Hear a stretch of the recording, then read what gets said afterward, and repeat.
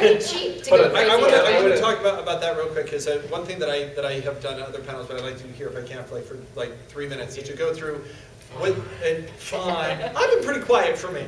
For you, yes. Not from regular people. I'm very proud of you. So what I would like to do for anyone out there who is anyone here interested in making independent film? Don't be shy. All right, good. This is the guy with the camera. All right, It's obvious. So here is, I want to work out, like, if you had, assuming that you could get volunteers to work for you, what do you need to have? So that's exactly what I was going to ask. That's awesome. So we're on the same page. So this is like a great consulting service right here. if you want to make a film that looks relatively and sounds relatively cinematic, first thing you would need is I would say at the very least a DSLR camera, which you can get. I think the T3i, the 60D I really like because they're really durable. They're less than $1,000. Get a T2i and you can put Magic Lantern on it. It's just as good as a 5D. And right now Best Buy has a sale for their T4. It's a T5i.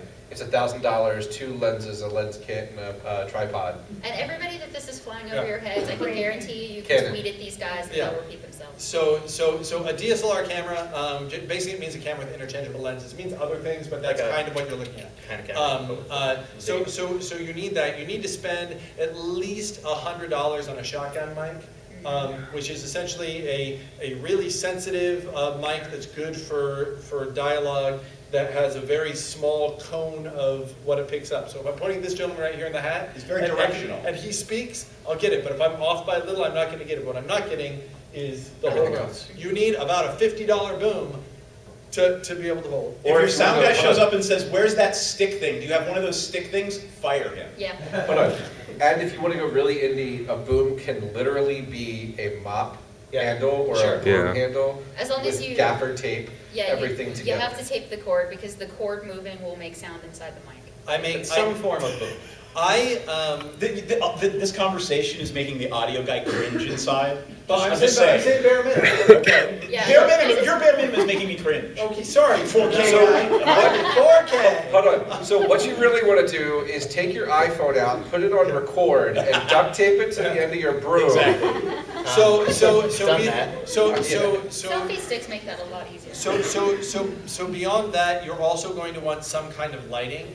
I have found if you want to light a large area, you can do pretty well with like the big work lights that you can get. But with wax paper. But if you're going to do that, wax paper, or on eBay for very inexpensively, you can get theater light gels, which can let you control the color of your light and how harsh the light is. I had actually, believe it or not, and this is a revelation for me. One of the guys who helped with the lighting was also a DJ, and he had those lights that they use for those sound-sensitive lights they use for DJing. That were basically strips of LEDs. But what those LED strips had, the other thing that he could do with them is he could program them to change colors.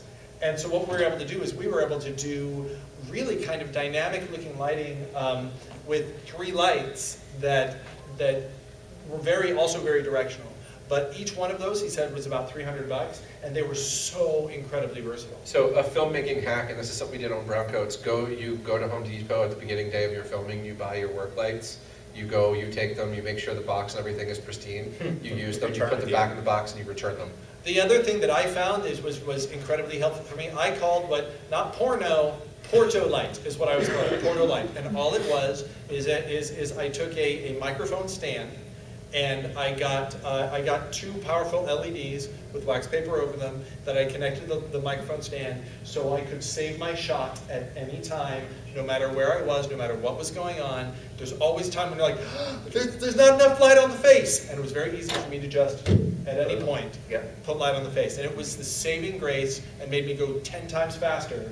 Instead of going, okay, let's break down, let's fix the lights. It was like, I've now got basically a little spotlight whenever I needed it.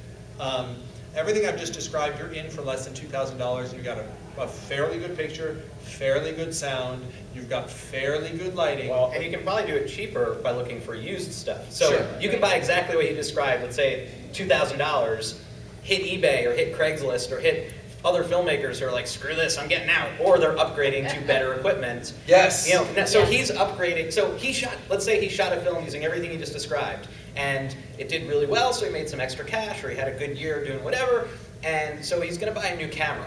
And let's say he decides he really doesn't need that other camera anymore.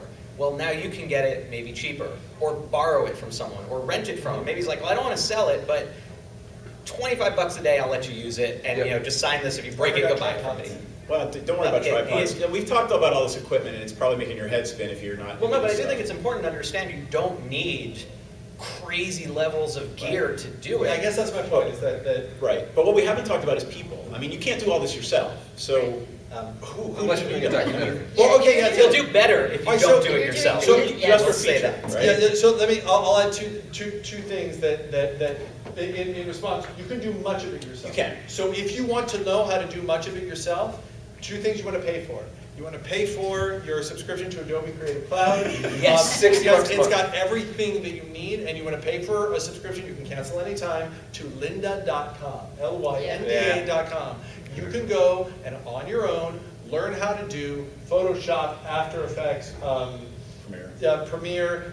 They've got Adobe Story that you can do your screenwriting software. You do can everything. learn how to put a production together. You can learn like literally anything you want to do for filmmaking is on Lynda.com. Yeah, Well, I so would add to that though, YouTube, if you use some discretion and a little bit of self-filtering, you can find people, if you're like, man, I got this scene coming up, how do I possibly light this so it looks good? Or I know I want to use 2 lights, but where's the best place? Someone on YouTube will explain how to do it in a way that A, is clear, and B, you can verify actually the guy knows what he's talking about. Well, And you can learn these things, at least to a degree, for you to then puzzle it out better than nothing. You know? I found a guy who's actually a first AD on a bunch of films on ehow.com showing you how to do a production breakdown of your script using 6 markers and then doing it through paper where you're like, each marker identifies a certain thing in a scene. We're not going to mention how much I paid for my producing class in grad school to learn that. She has a master's degree in film and I use the internet. So, Yeah. you sell And you see who's got distribution. I- Oh wow! Holy shit. hold on. Yeah, I deserve it. Please, I don't want to be here. Please, Oh. I need an adult. No, I can definitely speechify about like the pros and cons of film school, but yes, that is something that I learned in a producing class that I paid a lot of money for. That my producing class is actually the worst one I took in grad school. I honestly, like, I wish I would have gone to film school because learning in the school of hard knocks and learning as you go is really, really great. You learn the exact same stuff. Right. But you learn it at a much painful and slower And you learn level. how not to do it. And you learn not to Yeah. do In it. school, you learn how to do it. This Or way you you might learn pick how up not bad to do it. habits because That's you do the- something that works, but is like the worst way to do it. Oh, yeah. And then you keep doing it that way, and yeah, you're getting it done, but you know, then you'll step up and do it and like, okay, it's done, and you're just like, oh, So like that's the- all the- I needed to do. Best example of that is like the first day of filming on Brown Coats, I didn't know what the calls were. Like, before the camera starts rolling, Right. what are the calls? The lights. The calls. Like I Camera shoot ready. everything myself, so it doesn't matter. Camera Yeah. ready, sound ready, Well, and lights, it's background. easy also to, when you're an indie filmmaker, since you haven't had a crew, it's probably a little different, but to not realize why those are important. My first shoot that I was directing, I didn't want to call, action and all that, because it felt so weirdly formal, and like, I felt odd about it at No, the I see time. it. Set I up was still- pretentious. Yeah, I was still having like imposter syndrome problems and everything. But then I realized that those calls are a formality that's necessary for For the rest of the everything to crew. run properly and for everybody to function together. What do you mean you didn't get audio on that tape? Hold on. Yeah. I kid you I can always not. forget to yell cut. I never call cut. I kid you not. There's a cameraman out there still filming right now. I did this. He's like, I just want to go home. You know what the worst thing is when you have and it's been a good scene and everyone's like doing like top notch and you're like you're really